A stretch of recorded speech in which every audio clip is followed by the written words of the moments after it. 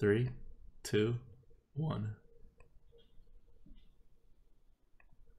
Welcome to the Lightforge. This is ADWCTA. This is Sick Merps trying to get through this podcast and get through the next run while coughing as little as possible. This is going to be a very big challenge for Merps. Our Friday stream before this was canceled for the first time due to sickness, I think this entire year. We're usually pretty good about our schedules. Yeah, I was thinking of that. I think it was like the first time this calendar year that we have. Yeah, I'm almost certain. And I think we only canceled once or twice the entirety of last year too. But it was like kind of a perfect storm of Merps being sick and me having eaten this really spicy dish at lunch and gotten myself sick. So it was like self-inflicted. I was like, yeah, they're not very similar. No, I mean, I was planning to go out too, but then I was like, oh, I'm going to eat this Moroccan food. And then I asked for chili peppers and they gave me a little. And I was like, no, more. And they dumped the whole spoonful in. And that was too much. But yeah. Well, given that we are not feeling too well, it's going to be kind of a short podcast, but we wanted to talk about what's happening right now. Another post on Hearthstone main subreddit, 2,000 upvotes from Taro. Title is Blizzard is lying about the arena again. Either there is no micro adjustment system in place, or their micro adjustment system is ineffective to fixing class balance. Right. Open parentheses with stats, end parentheses, exclamation point. And it is true, there's a lot of stats in this post. Right. So before we go on further, for those of you who don't know Taro, or who is, they're like, oh, that name sounds familiar. Taro is an Infinite player who has been on the leaderboard, who was, I think, the #1 rogue in Asia when they put out like the very preliminary stats before the leaderboard, right? Mm-hmm. Very good player, and more, I guess, importantly or topical to this discussion, Taro crunches a lot of numbers. He double checks a lot, and he is someone that I will say keeps Blizzard pretty honest, right? And he does a lot of the stuff that people aren't interested in doing. He does a lot of stats that Blizzard should be doing, but Blizzard is not, apparently. Like part of like the throwaway within the post is, by the way, Yogg, which should be in the arena, has never been excluded for the arena, just hasn't been appearing for like a number of months. And he uses HS replay data, which is pretty good. And he's also the guy that caught the fact that, cards like, well, I don't know if he was the one that caught it, but he was the one that like made the post about like Hildnir, Frost Rider, and these other KFT cards not being in the arena in the first week. So he's very much on top of all of this. And so he's crunching a bunch of numbers here. And the conclusion that he came to, which is correct as far as the conclusion goes, is that Blizzard really hasn't been doing all that much in the arena as far as this whole micro adjustment systems goes. And right now, Rogue, according to HS Replay, is 54% win rate. And that is the highest that a class has ever been. It beats out Warlock from back in the Abyssal Enforcer days. It beats out Mage back in the Karazhan meta. It is like Rogue, as far as the tracked like average stats goes, is just absolutely dominant right now on HS Replay. And so he's wondering what's happening with the auto adjusts. And so he looked through and figured out all the auto adjusts, and it seems like it's just not working as intended. Even more damage that auto adjusts are supposed to. So if you don't know what the micro adjustment auto adjust is, there's something called micro adjustments. It happened in July. We made a Lightforge about it. Blizzard snuck it into a patch note that was like, by the way, we're going to micro adjust. By it happened, it was announced, right? Like in a patch note. Yeah. Like in one line. That's like, micro adjustments have happened in the arena. And when people were like, hey, Blizzard, what do you mean by micro adjustments that happen in the arena? And Ixar said, oh, we're going to adjust things like 2 to 5%. And each particular card for each class, and so the better classes will get less of their really good cards and maybe more of their really bad cards, and the bad classes will get more of their good cards, less of the bad cards, and overall it'll make the classes like a bit more balanced without hugely affecting things. And of course we were like, wait, so we don't know what the offering rates in the arena are anymore? But I think the idea is for the casual player, they wouldn't even notice, they'd just be able to pick Warrior and it'll be fine. And as we all know, if you've been playing in the KFT meta, Warrior is not fine. Warrior is actually in the worst spot Warrior has been in since probably like the Ungoro meta before they added the weapons bonus. Warrior's at 39% win rate. 39% is really, really, really, really low. Like, I don't know how many classes have ever dipped below 39%, but I think this is like the lowest. Yeah, so I'm looking at Tarot stats. Priest was 40%. Back in One Night in Karazhan, and that was considered a hugely like lopsided and bad meta. And yeah, Warrior pre-KFT was 38.7%. So Warrior's like pretty much at a near all-time low as far as tracked stats goes. When we are looking at yeah, so 39%. The worst low that Warriors have ever gotten before was, like I said, the beginning of Ungoro, where it was 32.2%. So that's like the point at which, you know, things definitely needed to be done. But, you know, 40% is not anywhere near good enough to be even close to balanced. And so the question is, what has Blizzard been doing with the micro adjustments? Are they just like not working, or are they not doing it? And that's why the title from Tarot is Blizzard is either lying about doing it, or this micro adjustment system is not doing anything. And so what's actually happened? This is the best part. This is the best part about this. Because Tarot goes and gathers all the stats, and it's like, oh yeah, Blizzard screwed up again. Great. And then this is the absolute best part. Okay. So do you want me to summarize the response? Yes. Yes, please. Okay. So after this, Mike Dene responds on the thread, and Mike Dene is a senior developer. He knows what's up. He does arena stuff. He quotes Tarot. He quotes Tarot's post, which says, again, from Mike Dene himself, there are supposed to be micro adjustments. These adjustments are supposed to be automatically implemented, not a patch implementation, an active real-time implementation. And in case you're wondering what this is reference to, like Mike Dene at some point gave like an interview in July or like in like September or something. I forgot when the exact interview was, but he gave an interview and it says, we have technology, I'm quoting here, we have new technology that auto-corrects offering rates based on their win rate. Their win rate meaning either the card win rate or the class win rate. But auto-corrects would be the term, and the whole system is called micro adjustments. So you have two parts to this, right? The micro adjustments, which came in July, and then the auto-correct system, which Mike Dene revealed in an interview in the beginning of September. So it seems like it was a thing. And what's actually happening? Well, he said, as far as cards, so this is word for word. As far as cards being adjusted, they absolutely are being adjusted and will continue to be adjusted. Absolutely. As we learn more, as we learn more about the arena. The last time we made adjustments was with the release of Knights of the Frozen Throne. Since a lot of new cards were added at the same time, it was impossible to predict what would happen.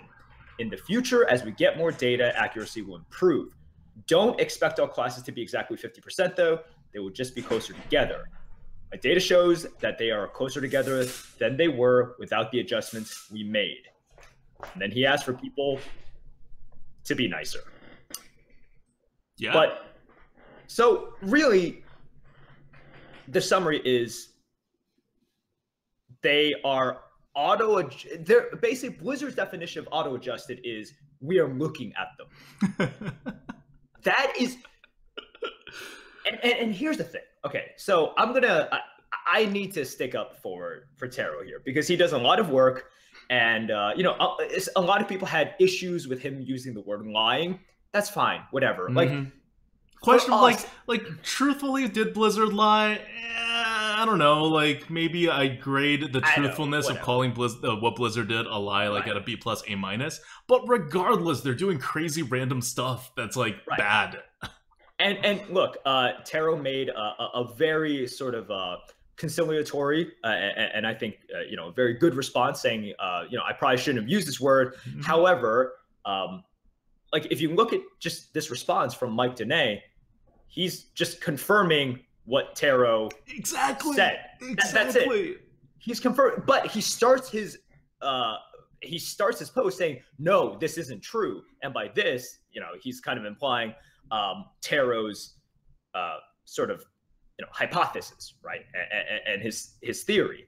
He's like, no, this isn't true. What is being true is they're being adjusted.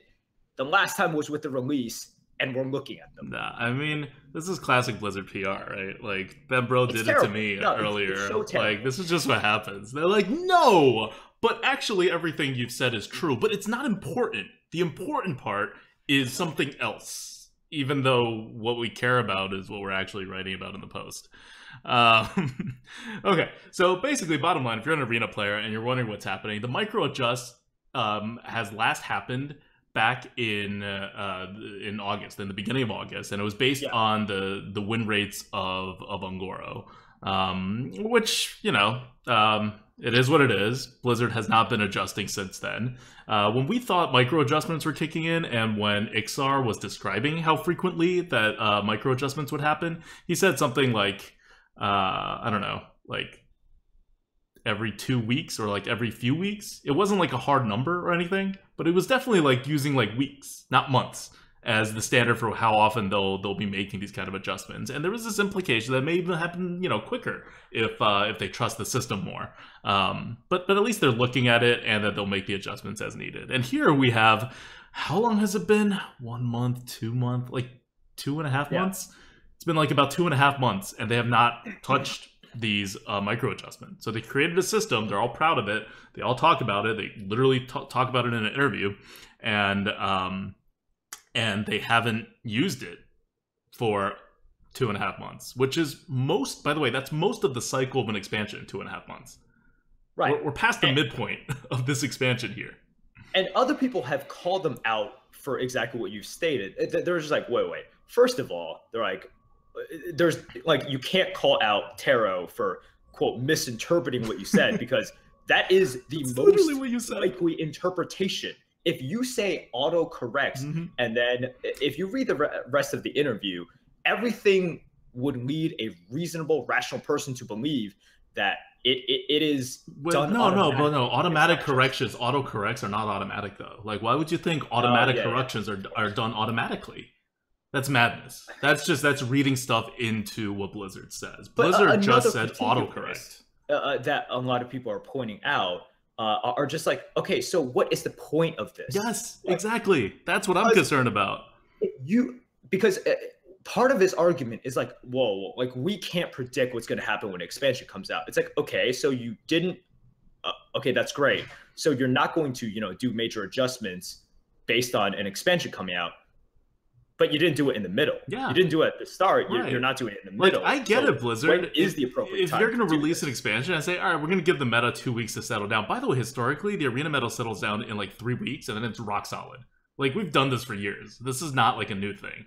Like, everyone knows the expansion settles down in about 3 weeks, and then you have to like actually shake up the meta by doing things like changing offering rates and whatever to get the meta to move. So I get it. If they're like first week, 2 weeks, we can't use that data. But like at a 1 month point, you can do something, right? Like, and you already have a system, and presumably you believe in your system, because I haven't heard anything from Blizzard saying the micro adjust system is like bad or whatever. It's like they may do something more on top of it, but at least they like the micro adjustment system. I'm less enthused about it, but whatever. It's at least doing something, right? And they're not doing it, or even worse, they've done it based on a prior meta and then haven't adjusted it. So I'm not even sure if it's better than them not doing anything, right? Because they've now adjusted it based on a different game. Yeah. All right. Yeah. And, okay. See, at this point, I feel as if some of our listeners are just like, wow. It's like, and I see it in the chat as well. And people type it, during streams. They're like, wait, Merps, ADWCTA, you guys are like, it seems like you guys are just criticizing Blizzard. It's like, and it's like, this doesn't seem to be constructive. They're like, oh, you're just complaining. We're not developers. We can't I'll just say fix things. We're actually making tier lists to try to fix things. Right. Like, you need people to call them out when they don't do things in the right way. And this isn't just me being like, I don't like this meta because I don't like this playstyle. I don't like this card. I don't like this. We're talking about basic things such as communication, such as not explaining the rules of a game. It's not communication. I think at this point they don't know the rules of the game. They really, like, they don't know the rules of their own game because they've done stuff and they're not tracking it correctly. They're not even looking at their own stats. Like, Yogg-Saron's been out of the game for months. For months. Yeah. Like, if anyone's looking at the stats and cares about this, they would know. If there are flags being set up for this kind of stuff, they would know. This is not being done. It's the normal, like, Blizzard has a crappy process when it comes to doing arena stuff.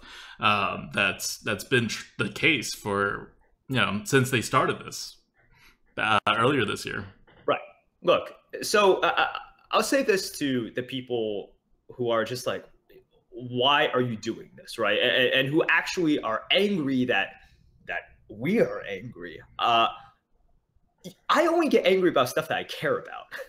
If I didn't care about something, I wouldn't be angry about it. If I didn't care about this game, I wouldn't be playing it a lot. I wouldn't be analyzing this. ADWCTA and I wouldn't be making a podcast about it, a tier list about it. We want this to succeed in a way that, like, hurts us. Like, it hurts me inside when I see these changes or not changes being made. And it hurts me when it seems like we are trying more or putting more care into, you know, what we can do for this game than what others are.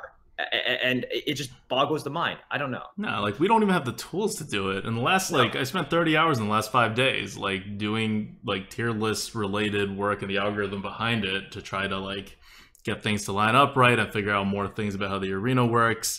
Blizzard has no idea how the arena works, and they're not, like, even on top of it. It's the problem is not that, you know, we're thinking, oh, Blizzard, why are you so dumb? Why can't you do things? It's more like, hey, Blizzard, you know the things you want to do? Why aren't you doing them? You know, the things that, like, are generally basic part of processes, such as testing your changes, such as making sure all the cards are appearing in the arena that, you know, you think they are, and if they're not, maybe fix it after a while. They're not even doing that part very well. This goes beyond, like, how good are you at your job, you know, at the hard level. This goes more like, are you a good secretary? Like, can you do things that you and everyone else knows needs to be done and you and everyone else knows how to do? And the answer is no. Right. Because very disorganized. With ADWCTA and I, look, yes, results are good, but with us, a lot of it's about the process, right? We want to see a good process. And if the process leads to a bad result, well, fine, that'll happen. Yeah. But the process has to be there. And it's not. Like, what we've seen from, you know, the process of coming out with these changes, you know, sort of tweaking the arena, it scares us because it's either not there, it's highly erratic. Very erratic. I'll make this analogy. We don't have the ability to do things. We're in a car. Blizzard's driving. And you can be in the car, you can be out of the car. No one has to play this game. But if you like the car, if you want to get to the destination that they'll presumably take you, you want to be in the car. And then you look at the driver. And the driver is texting. And the driver smells like weed. And the driver's swerving a little. And you're like, can you, like, stop doing those things? You know, maybe stop texting. Maybe sober up a little. And the driver's like, yeah, sure, we're going to do that. And then a little bit later, it seems like it's getting worse. And the swerving's going more. And the driver starts falling asleep. At that point, you worry about the process. Yeah, we're not questioning. It's not even about, like, how good of a driver you are. It's the very basics of, like, things in the process that you need to do to be a driver. Other than that, it's dangerous. Now, our lives are not at stake, obviously, but what is at stake is what we're doing with the game. It's what all of us are doing when it comes to this game. And if you care about Arena at a high level, like, all this stuff really affects you, like, pretty seriously. Now, let's move on from the actual micro adjustments and auto adjustments. I think the important takeaway is Blizzard's not doing stuff. Blizzard has the tools to do stuff. They've already done stuff in the past, and it's not really clear why they're not doing stuff for the last month and a half. When it comes to the micro adjust that they were so proud of, you know, only a month before that. But more importantly, let's look at what they want to do. Let's look at 1 month ago when Mike Denai said, by the way, synergy picks we're done with it, right? Remember when we brought up synergy picks and how awful they were right when the KFT was released? And, you know, everybody thought so. Was not like, we did not have an original idea that the synergy picks are bad. Everybody agreed, whether you are casual, whether you are whatever. And Blizzard said, no, we're not going to take these out of the arena. It's just, you know, it's not the best implementation, but we'll get it right. And the rest of us were like, no, you will not get it right, because you can't get it right. Because the way this is set up is just, it's fundamentally flawed. But whatever. Blizzard went back, they tried to get it right, they made a couple updates to it, you know, we followed along a little, and about a month after that, Mike Dene gets on and says, okay, synergy picks are no longer going to be in the arena after, like, in a patch in the future. Not the very next patch, but the patch after that.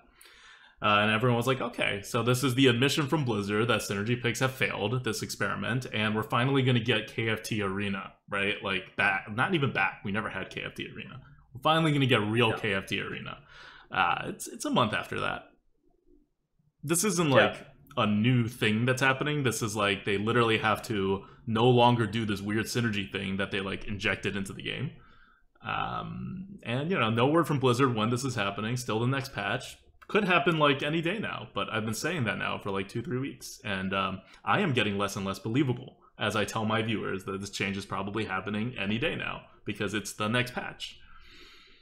And Blizzard's already decided it. Like, the synergy picks is a dead system now. It's admitted by literally every person, including Blizzard. They're just not hitting the button to take it away. And I understand it's not as easy as just hitting a button. Right. But it's not that difficult between when you decide that this is going to be done and you are decided enough that you can actually tell this in public to people to when this gets done. Like, that process does not take a month when it's undoing something. I don't know. Look, I don't think there's much more to talk about. I mean, underlying theme is just like Blizzard. Just I don't know. You can't really, whatever they say comes informally in like bursts, and I just don't know what to take from it. And whenever there are any changes that are coming out, I guess I can expect just no warning and then something to happen, and then I'm going to have to it adjust. Probably being bad. Yeah. If we're going by historical rates, it's like 75% bad, 25% good. Yep. Yeah, and I was really happy too when Mike Dene announced that the synergy picks are leaving. I was like, okay, well, this is like a month. Like, this is basically announced a month after people complained about it, which compared to the weapon offering rate increase from 7.1/Angoro, that was a 3-month until response. And I was like, 1 month, that's pretty good. By the time it gets implemented, a month and a half, you know, like 2-month tops. We're hitting it on 2.5 months now before this is going to get implemented. So they've improved from 3 months to fix a really, really obvious thing that everybody agreed with to 2.5 months. That's their improvement from the last expansion to this expansion. From the time when they first made sweeping changes to the arena ever to like when they were very prepared for it, and people are like very vocal about this one. Yeah, it certainly isn't helped by just the lack of communication, right? Just the no updates, nothing, and people can complain about it. And this is what I mean. This is the PR, right? Ben Bro comes in and it's like, hey, we should all like, you know, up the communication and work together with the developers and the community. This is the result of Blizzard's efforts at working with the community and the developers and the open channel of communication they said they had with people. Like, they still haven't responded to us. It's been like 3 months now. I will repeat this. After the last time in which ADWCTA made his post, Ben Bro and Ixar said, we should keep communication open. Both ADWCTA and I wrote lengthy messages. Like detailed ones. Like, you know, with like, hey, come talk to us or talk to people or what. I don't know. Maybe they're talking to other people. But we explained our frustrations. We messaged it. There has been no response yet. Zero. Not like, hey, got your message. Thanks for letting us know. Right. No. They have been ignored. Yeah. So yeah, this is Blizzard. This point, I don't know. It's the difference between when something's happening in public and when something's happening in private. They can say, we want communication, and then, like, you know, they can do whatever, right? They just, at the time, you need to put out the fire. And then you need to worry about other stuff. And actions speak louder than words. Actions always speak louder than words. And Blizzard is not terribly great with their words, and much worse with their actions. All right. Okay, so that's the micro adjustments. Just so you guys know what's actually happening in the arena right now, which is apparently like nothing since KFT was launched, even though it's been a kind of a long time of people agreeing that things are not ideal. Okay. Let's move on to a question from the GOAT, and we're gonna finish this up with a Rogue v Druid discussion about how the arena currently is with two of the top classes. So let's do a question from the GOAT. What is the question from the GOAT for this week, Merps? Sure. Question from the GOAT is just a simple one. Basically, all right, this comes from me, essentially. Oh. It's because we want to share information. But basically, what are our plans for TwitchCon and BlizzCon? Because I think some of our listeners might want to know. So, ADWCTA, what are your plans? My plan is to sit on my butt in this chair I'm currently sitting on and stream the arena like I do. Excellent. And my plan is to attend both of those conferences. And look, I'm being courteous. I'm getting the sickness out of the way. Haha. And I will be good to go. Hopefully see you guys who will be attending TwitchCon and BlizzCon. I will be tweeting out where I will be at some points, I guess. Not all the time, because you know that's just creepy. But yeah. So I will be at TwitchCon and BlizzCon. ADWCTA will be streaming, and hope to see a lot of you guys there. Nice. So yeah, that's our plans. It means you'll be seeing a lot of me on Twitch instead of Merps on his usual days, because BlizzCon and TwitchCon are both Thursdays and Fridays, which is when he usually streams.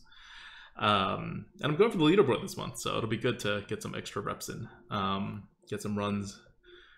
Currently sitting at a 7.75 wins per run rate, but it's not bad. The sample size is not too big yet.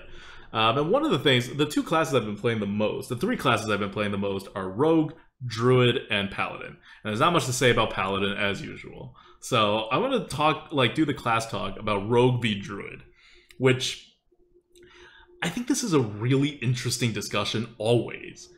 Except that usually Druid sucks so much compared to Rogue that the discussion is never which one is better. It's like, how do you play which one and how they're similar or dissimilar. But now, with KFT and Druid becoming so OP that they actually have to nerf Druid, a month in, we're now looking at a more even battle between Rogue and Druid. As we talk about Hearthstone replay stats, Rogue seems to be doing really well. And remember, this is Hearthstone replay. This is they get stats from above average players, but this is not necessarily the top line. And it also reflects how comfortable people are with classes, right? Druid has usually been one of the worst classes in the arena by average players, and we and a lot of other really good arena players have ranked Druid in the top half, even as their win rates show that they're bottom 3. So now Druids are 51% win rate, which is basically tied for the second spot with Paladin and Warlock, and Rogue is 54. So I think in reality they're pretty equal. If you look at the class tier list update that we did on our website, which we didn't tell anyone we did, so understand if no one knew about it. We have moved Warlock up, so the top tier is Rogue, Druid, Paladin, Warlock, all equal, one tier, no rankings in there. Next tier is Hunter and Mage.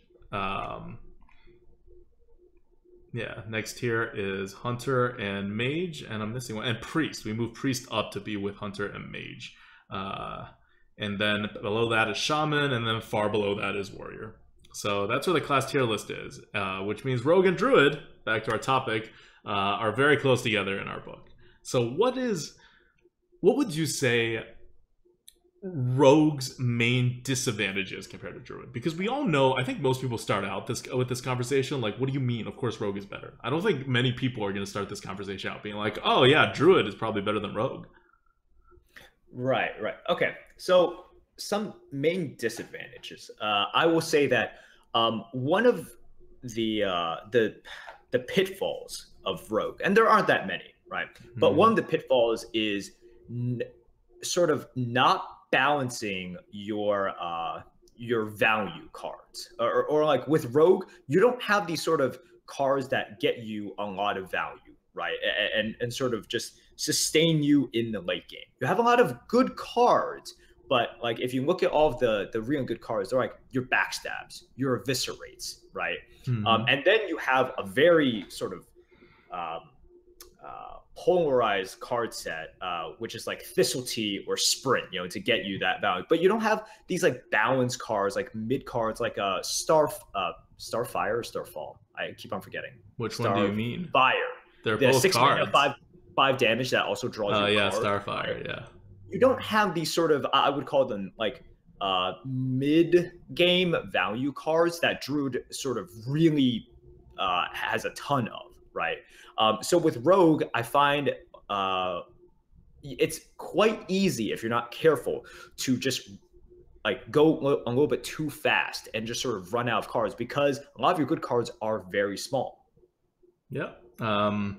I think it's less of a problem than that with Rogue, because you have a dagger, so usually you don't have a lot of 2-drops, which means a lot of your cards are actually like, whenever I draft Rogue, and I mean, I probably draft Rogue a little differently than you do, it gets a little bigger than normal decks, just because, well, if you don't really need 2s, then you have a bunch of like, you know, 2 mana cards, sure, but they're not necessarily cards you want to play on 2, and instead, you know, you end up with more like 4s or 5s or 6s or whatever, and you may not have a huge amount of like card advantage cards. You may not end up picking a Sprint or a Thistletea, but you'll have enough cards to go pretty late into the game. Like the main issue that I find with Rogue is managing your health.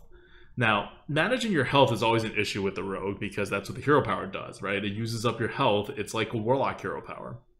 And it's very powerful in the early game to help you establish yourself. But then that means you always enter the mid game having like used your dagger 2 or 4 times, which generally means having taken like 10 to 15 damage. And that means you can't take any more damage whatsoever. And it means anytime your opponent puts minions on the board, you need to remove those minions. So you have 2 ways of removing those minions. And this is why Shadowblade, the new Rogue weapon, is actually like so good for Rogue. It's because it makes you immune, which means that although it is a weapon, it's actually just a removal. And then you can do with the second charge what you want with it. So for the second charge, if you even remove like a 1/1 or something, it's not that bad of a usage. Because as a Rogue, what you care about is your health. Now, the problem with being low health in the mid-range, in the mid-game, is that you are in one of 2 situations. You either have the removals, because you usually have a board by that point, because you are very efficient at like turn 3 or 4 flipping the board, even if your opponent had it, because you just have so much tempo with your backstabs, eviscerates, and whatnot. But once you get into the mid game, like turns 5, 6, 7, you're on the board, but you're not too far ahead on the board, and you either have the saps, the trails, the assassinates, the plague scientists, the envenom weapons, or whatever to continue being on the board. Or you don't, and then you have to incessantly trade with your opponents at every single turn. Because you can't afford to hit their face, because then they hit your face and have a little bit of reach, and you're dead. Yeah. Like, and that is not that big of a problem. It's not like a lot of classes these days run a lot of reach. It's not like there's not plentiful of taunts available for you that you can take these risks. But at the end of the day, this is still a risk. And it's a very significant risk, and it's a risk that if your opponent's a good player or has the right cards, they will be able to exploit. And whenever you up the risk, you up essentially the RNG. Like, if you're winning on a razor-thin margin of dominating your opponent or getting hit to the face and losing, they're going to end up hitting you to the face sometimes. Like, they're going to drop like 3 minions, one with a death rattle, and you're not going to clear it, and they're going to get 5 damage to your face the next turn. So, right. Or you're just going to face the mage that does have 2 fireballs. Right, exactly. And whenever these situations happen as the rogue, you just lose. Because you can't play in a way that can prevent against that. You can't make reads that your opponent has that. And it doesn't happen too often, but it's like built-in losses into the rogue in a way that, you know, like other classes like, say, mage or druid don't have. And that, I think, actually holds rogue back a bit. And always will hold rogue back a bit when it comes to being like the actual top class. Now, they rogue compensates with a whole crap ton of tempo, so that it usually like it's fine, right? And usually there's so much skill involved in using the coin and setting up and all of that, the good players are still very good with rogue. But I think that's the rogue's biggest weakness. If another class that allows you to really use your expertise and to really use your decisions rises to top, like say mage or druid. I think those are usually the two candidates for having hero power that lets you do like very safe things. Yeah, I agree with that. And I can't tell you how many times in which, like my opponent probably thinks he's in a pretty decent spot as the rogue, right? And he's gotten like a decent sized board, but I just like put down stuff and I'm just like, if I just get one more hit to the face, I have a few draws, or I have a few chargers, and I have a good chance of winning this game, right? And I'm very aware of that when I play rogue as well. And I don't know if I do it more than I used to, but sometimes now, like if I have a 2/2 on the board and everything, I'm just like, no, let's just use this 2/2 and trade it off. Like I don't want to use my face even for a ping. I'm like, I'm good here, right? And or maybe that's just me sort of like recognizing that better with the rogue, but you definitely see that now. Like you gain all this advantage and suddenly you're at 14 health. I'm like, oh geez, 14 health. That is the worst. Yeah, and then and then the absolute worst is like when they after that they like lightning bolt your face and do some stuff and then end your turns. You're like, oh okay, I'm just dead the next turn. It's a bad feeling, and you should use that against the rogue, like Merp says. Like if you're playing against the rogue, use that against them, especially if they're daggering you down in the early turns because they've drafted in a way to not have a lot of 2-drops, or they've drawn poorly in the early game. And when you can, like when your opponent doesn't, first of all, if you don't have a read for the Plague Scientist, which we're going to talk about for card good bad, and your opponent has like 1/1s on the board, like clear that stuff off. But if you know they don't have a Plague Scientist because it was a turn in which whatever happened and they could have had a really good Plague Scientist and they didn't, or some other things, just go face. Like, or if it's like too early for the Plague Scientist to be able to be triggered, like or your minions aren't that big anyway, they're all mid-sized minions, just go face. Right. Like if they're not taunting you, hit the rogue. It's like a warlock now. Just like that's what you need to do to beat rogues, and it's very useful. Rogues are everywhere now when you get to high wins. Oh, they are. So, are we talking about Plague Scientists now? Yeah, sure. Let's talk about Plague Scientists. Let's talk about Plague Scientists, which is our card good bad of the week. I want to talk about Plague Scientists because it ties in with sort of how it relates to the rogue's weakness, as you said, which is like taking face damage, right? And the Plague Scientist, I think, is quite a good card because it sort of protects against it, right? Or it serves as the punish for your opponent going face. Because now the math on the board is like previous to this, if you had a Boulderfist Ogre, they had like a Firefly on the board, right? There is absolutely no reason for you to give any credit to that 1/2. Now, I'm not saying you should always kill it off, right? And especially because like rogues can't buff really traditionally. Like now, obviously everyone has Bone Mare, but before that, like rogues couldn't buff. Right. Now you have to think a little bit about. It's like, well, if I go face and he Plague Scientist and kills off my Boulderfist Ogre, do I have enough? And if you have enough, like you have enough burn in your hand to still kill the rogue, that's fine. But it changes the math now, right? Like the pre-Plague Scientist, you're just like, oh, you're dead. Like you are super dead. That 1/2 does nothing to me. Yep. And it's good in a way because it makes people think twice, right? It makes people like it changes the math, and then it potentially saves you some face damage. Or if they do choose to go face, you're just like, oh, I'm just going to punish you right here, and then you don't have enough to finish me off. Yeah, and Plague Scientist is actually the exact same score as Death Speaker, which I find really interesting, but they're actually very similar cards, so it kind of makes sense. It's 112, which is not great, but it's like better than Yeti. And that's because you still need a board, right? Like you always need a board, and you need to combo. And you need to combo for the Plague Scientist. But the Plague Scientist also, like, you're probably going to lose the minion you use it on, so you do need a somewhat small minion on the board. Whereas the Death Speaker is you don't get any extra attack, so the minion you have on the board needs to have enough attack to finish off the job.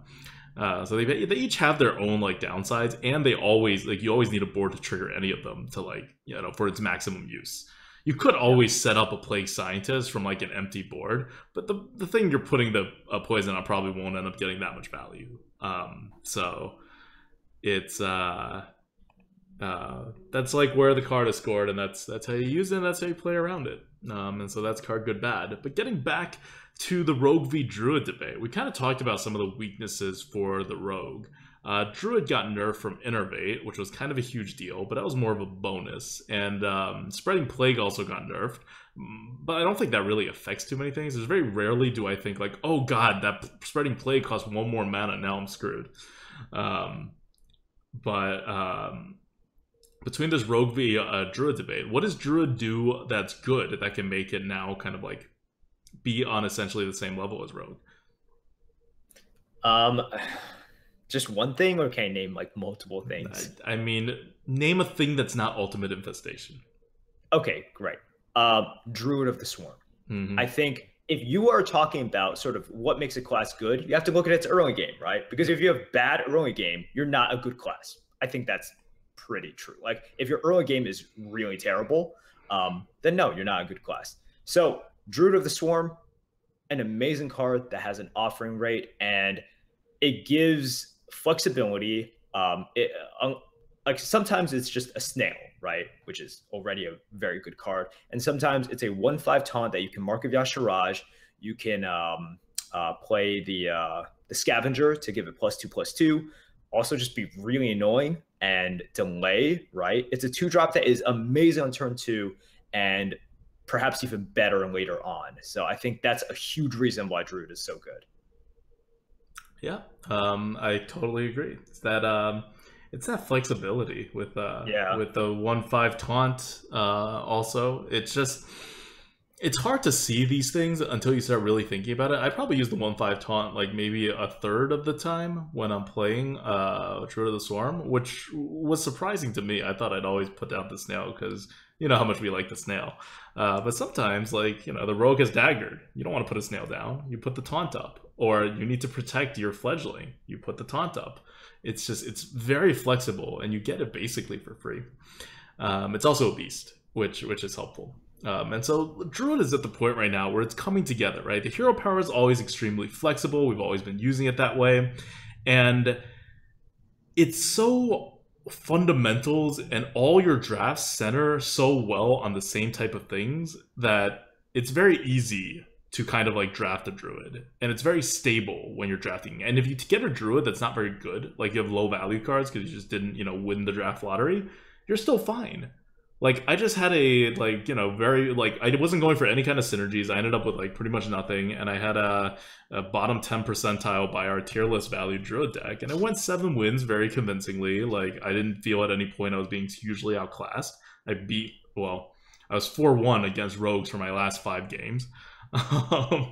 It's what Druid does, and we talked about this. If you watched Arena Coup #1 from way back in the day, like literally 3.5 years ago, you'll hear us talking about the Druid because we started with the Druid Coup, and we would say like, yeah, there's a wall for Druid at around 10 wins, 9 wins, where after you get there, it gets really hard. Like you're much more likely to bust through as like the rogue or the mage or anything else. But druids just get like stopped there unless you have a really good deck. And it's still kind of true because druids don't swing that hard. You can let your skill and the stability carry you to like 7 to 9 wins pretty easily with like almost any kind of like functionally curving out deck with a few removals. But getting past that's a little bit harder. Getting 12 wins is a little bit harder. It's harder. Although now with Ultimate Infestation, you can also high roll a Druid.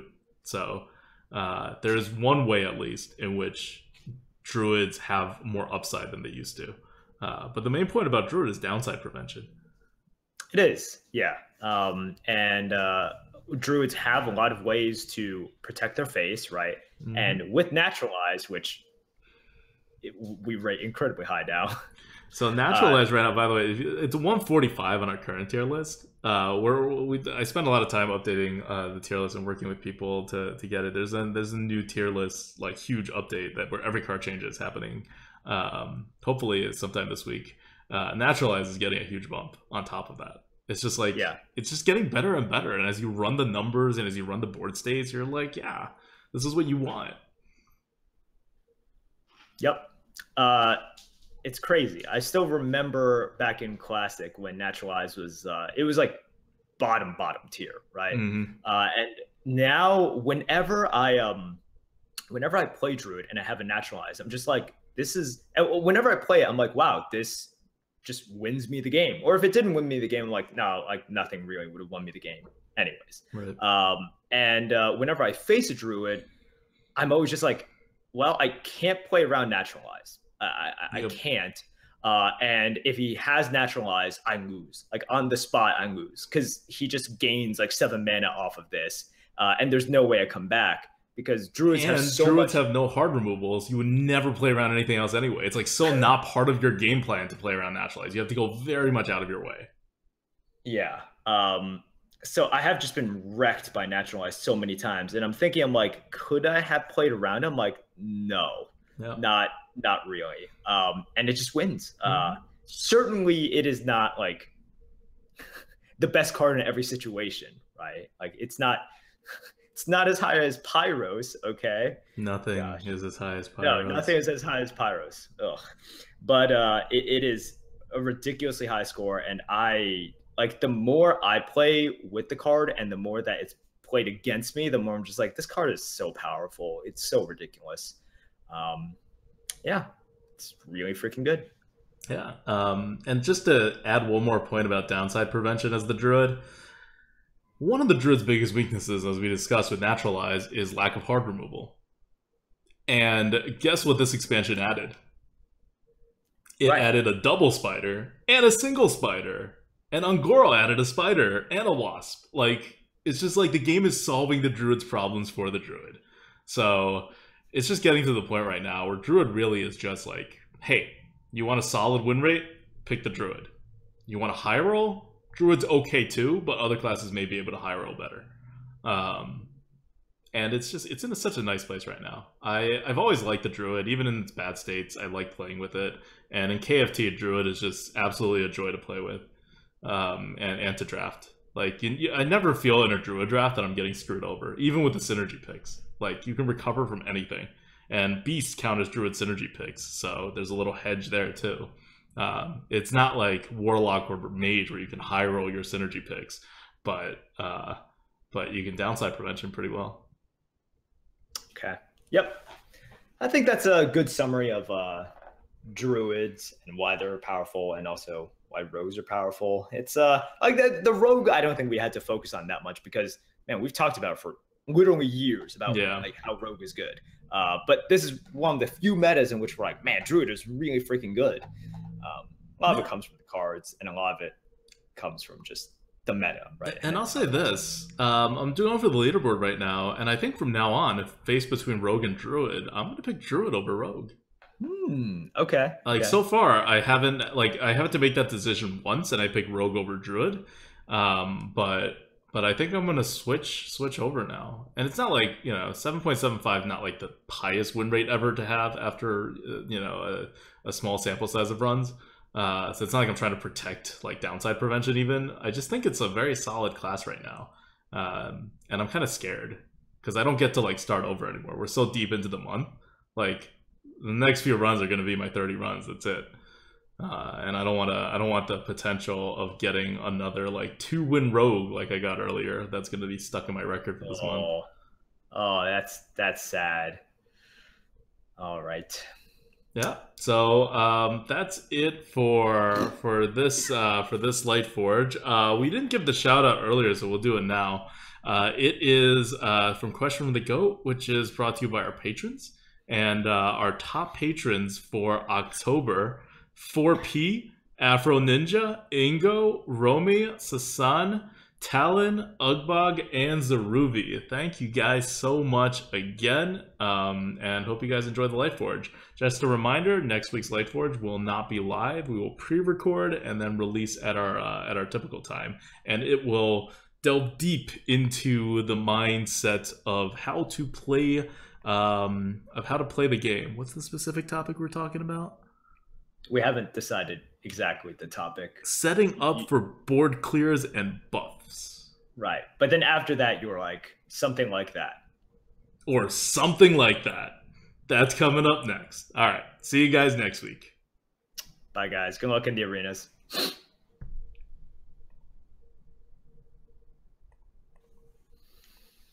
Okay. Cool.